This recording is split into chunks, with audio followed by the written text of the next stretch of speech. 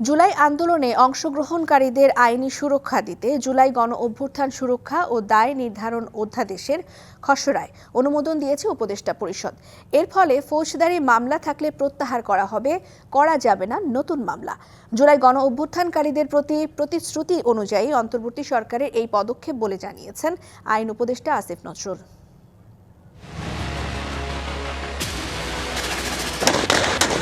2024-এর জুলাই চাকরিতে কোটা সংস্কার আন্দোলন রূপ নেয় সরকার পতনের এক দফা দাবিতে। সংঘাত সহিংসতা ছড়িয়ে পড়ে দেশ জুড়ে। ছাত্র জনতার গণ অভ্যুত্থানের মুখে পতন হয় আওয়ামী লীগ সরকারের।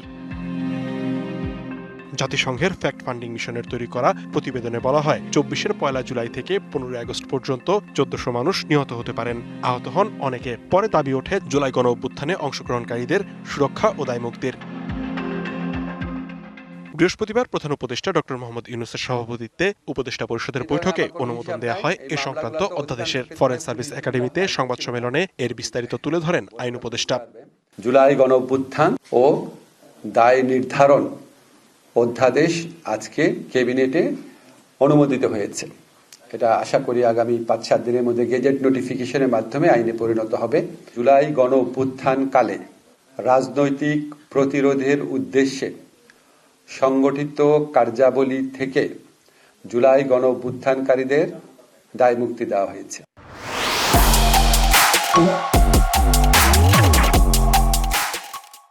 জুলাই অভ্যুত্থানকারীদের বিরুদ্ধে কোনো ফৌজদারি মামলা হয়ে থাকলে তা প্রত্যাহারের পদক্ষেপ নেবে সরকার। এছাড়া এখন থেকে তাদের বিরুদ্ধে নতুন কোনো মামলা করা যাবে না। রাজনৈতিক প্রতিরোধের উদ্দেশ্যে সংগঠিত কার্যাবলীর কারণে যদি কোনো ফৌজদারি মামলা হয়ে থাকে, তাহলে সেই মামলাগুলো প্রত্যাহার করার পদক্ষেপ সরকার নিবে। তবে জুলাই আগস্টে রাজনৈতিক প্রতিরোধের নামে ব্যক্তি ও সংকীর্ণ স্বার্থে কোনো হত্যাকাণ্ড হয়ে থাকলে সে ফৌজদারি মামলা থেকে রেহাই পাবে না।